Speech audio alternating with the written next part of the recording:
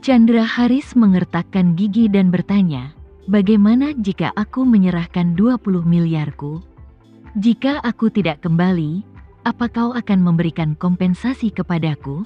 Pria itu tidak berdaya, kamu bersikap tidak masuk akal. Apa yang aku katakan adalah kau tidak boleh mengganggu ketertiban penerbangan. Kalau kamu 20 miliar atau 200 triliun, apa hubungannya denganku? Chandra Haris mengumpat dengan marah. Kamu tidak bisa memberi kompensasi, aku tidak ingin bicara omong kosong di sana. Aku hanya ingin memintamu membuka pintu dan segera mengeluarkanku. Rika juga sadar dan segera bertanya pada Chandra Haris. Suamiku, mungkinkah orang di lingkaran pertemananku itu adalah orang yang kamu temui kemarin? Chandra Haris menangis, mengertakkan gigi, dan mengangguk. Ya, jadi aku harus mendapatkannya kembali. Apapun yang terjadi, tiba-tiba jadi cemas. Totalnya 20 miliar. Jika termasuk bunga, meskipun kau membelanjakan 10 juta sehari, kau dapat menghabiskan 7 atau 8 tahun. Bagaimana kamu bisa mengatakan itu hilang begitu saja? Jadi, dia juga berteriak kepada pramugari. Aku sedang berbicara denganmu, apa kamu mendengarku? Buka pintunya dengan cepat. Pramugari sedikit kewalahan saat ini. Namun untungnya saat ini, seorang pria berkemeja putih datang dari kelas ekonomi. Pemuda bercelana hitam datang dan berkata kepada Chandra Haris dan Rika, kalian berdua, saya adalah petugas keselamatan pesawat ini. Sekarang aku dengan serius memperingatkan kalian berdua untuk tidak membuat masalah lagi. Kalau tidak, konsekuensinya akan sangat serius bagi kalian berdua. Rika tidak tahu apa yang dilakukan petugas keamanan itu. Melihat nada peringatannya, dia langsung menegur. Dengan siapa kau berbicara? Beginilah caramu memperlakukan kelas 1 yang terhormat. Apa kita penumpang kabin? Pemuda itu berkata dengan serius, tanggung jawab pekerjaan saya adalah keselamatan penerbangan pesawat ini. Jika kalian berdua terus membuat masalah seperti ini, maka saya akan menghubungi pihak lapangan untuk mengambil tindakan. Rika mengerutkan bibirnya dan berkata, kalau begitu, segera ambil tindakan. Buka pintunya dan biarkan orang di luar menjatuhkan kita. Jika kau tidak membiarkan orang lain menjatuhkan kami sendiri yang akan membuka pintu dan turun. Pemuda itu berkata, Nyonya, Anda mengancam keselamatan penerbangan pesawat. Ini bukan lelucon, saya menyarankan Anda untuk tenang. Rika bertanya dengan marah, apa kamu tidak mendengar apa yang dikatakan suamiku? Apa kamu akan bertanggung jawab atas hilangnya 20 miliar? Bisakah kamu membelinya? Buka pintunya untukku secepatnya. Chandra Haris juga menggema, benar. Jadi, kamu bertanggung jawab? Pemuda itu bertanya, jika saya menghubungi lapangan, polisi bandara akan mengambil kendali pesawat dan menahan Anda. Apa kamu pikir kamu bisa mengambil tanggung jawab? Chandra meludah, bah. Kau masih menahanku? Aku naik pesawat karena aku membayar tiketnya. Dan aku turun dari pesawat karena aku tidak ingin naik pesawat lagi. Mengapa kamu menahanku? Aku beritahu kamu jika kamu tidak membukakan pintu untukku. Aku akan melakukannya sendiri. Aku akan menarik slide itu ke bawah. Pemuda itu tidak ingin terus mengganggunya. Jadi dia berkata dengan dingin. Pak, jika Anda tidak duduk kembali di tempat duduk Anda dalam waktu 10 detik dan terus berteriak seperti ini. Kalau begitu saya akan segera menghubungi pihak lapangan. Boleh turun sesuka hati, namun sanksi yang dihadapi bukanlah sanksi administratif, tapi penahanan administratif. Jika Anda berani menarik perosotan darurat hari ini dan turun, kemungkinan besar Anda akan dituduh melakukan sabotase transportasi. Anda akan menghadapi tuntutan publik. Chandra Haris tampak menghina dan berteriak secara terbuka. Kalau bisa, tangkap aku sekarang.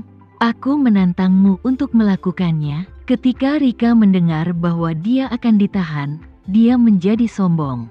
Kemudian, setelah bangun dan mendapatkan kembali IQ-nya, dia diam-diam menarik lengan baju Chandra Haris di sampingnya dan berkata dengan gugup, "Lupakan saja, suamiku, jika kamu terus membuat masalah seperti ini, kamu akan ditahan." Chandra Haris berkata dengan nada menghina, "Jika dia benar-benar mampu, dia akan menangkapku." Rika dengan cepat berbisik di telinganya, "Suamiku, percayalah, kamu tidak tahan dengan kehidupan di sana, dan aku juga tidak tahan.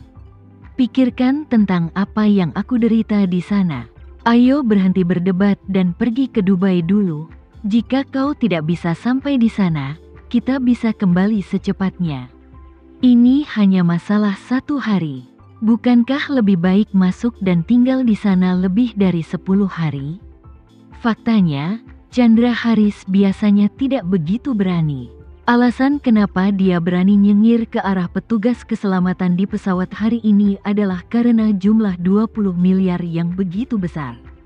Anggur bisa membuat orang berani, begitu pula uang. 35.000 orang tidak berani memperlihatkan giginya. Tapi 1 juta orang sangat ingin membunuh orang. Terlebih lagi, totalnya 20 miliar. Terlebih lagi, itu setara dengan 20 miliar yang dikeluarkan Chandra Haris sendiri. Dan dia pun melemparkannya ke kantong musuhnya. Hal ini membuatnya semakin jahat. Namun, perkataan Rika langsung menenangkannya. Jika dia pergi ke pusat penahanan, hal baik apa yang akan terjadi? Rika keluar dengan patah kaki setelah 2 atau 3 hari. Jika dia benar-benar ditahan selama 15 hari, dia tidak tahu seberapa besar penderitaannya. Memikirkan hal ini, dia tidak berani terus berdebat dengan petugas keamanan. Dia hanya bisa duduk kembali di kursinya dengan sangat sedih. Air mata kesedihan mengalir di wajahnya. Dia meremas tangan Rika erat-erat dan bertanya tanpa daya, "Sayang, apa yang terjadi? Apa yang harus aku lakukan selanjutnya?" Petik 2 titik. "Aku pikir barang itu tidak berharga, jadi aku menjualnya seharga 300 juta. Tapi aku tidak menyangka nilainya 20 miliar. Bukankah ini kerugian bagi keluarga nenekku? Aku merasa sangat tidak nyaman." Rika dengan cepat menyentuh punggung tangannya untuk menghiburnya dan bertanya, "Suamiku, tolong beritahu aku apa yang terjadi." Chandra Haris juga takut dipermalukan, jadi dia mendekat ke telinga Rika dan berkata, "Manajer toko barang antik Rudy kembali. Dia pernah memukuliku sebelumnya, dan aku merasa sedikit tidak bahagia. Alvin kebetulan memberitahuku berita itu dan bersedia membantuku memukulinya. Jadi kami berpikir untuk mencari barang palsu untuk dijual kepadanya dan membiarkan dia melihatnya. Ngomong-ngomong, aku juga kehilangan sejumlah uang. Alvin membantuku menarik talinya dan mencarikanku patung Buddha perunggu tua. Aku membelinya seharga 98 juta. Tadi malam, aku meminta seseorang menjualnya ke Rudy seharga 300 juta.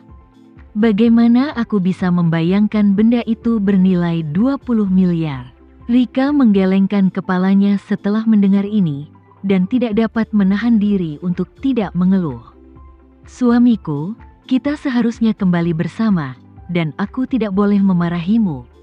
Tapi apa yang kamu lakukan itu terlalu bodoh. Itu akan membuat orang tertawa terbahak-bahak jika menyebar."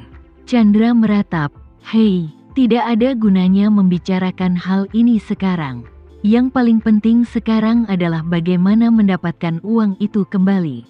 Kita tidak bisa membiarkan Rudy semudah itu. Taruh semua 20 miliar itu di sakunya, kan?"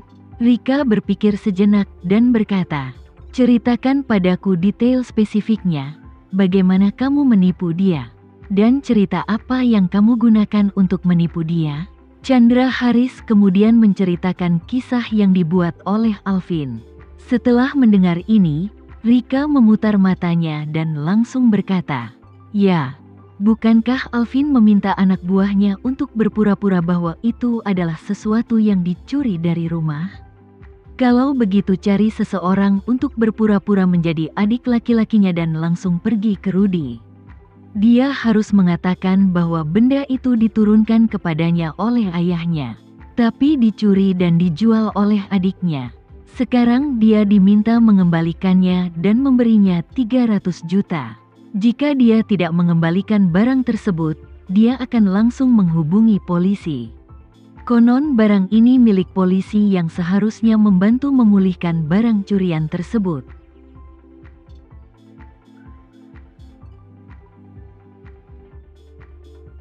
Sekian dulu ya video kali ini, kita lanjutkan lagi videonya di lain waktu. Oh iya, bagaimana menurut kalian? Semoga bisa sedikit menghibur kalian semua. Untuk teman-teman yang baru nonton, jangan lupa subscribe ya, hehehe. Dan kalau teman-teman ada yang ingin gabung langganan, bisa langsung gabung saja untuk dapat fitur yang menarik dan sedikit membantu Mimin.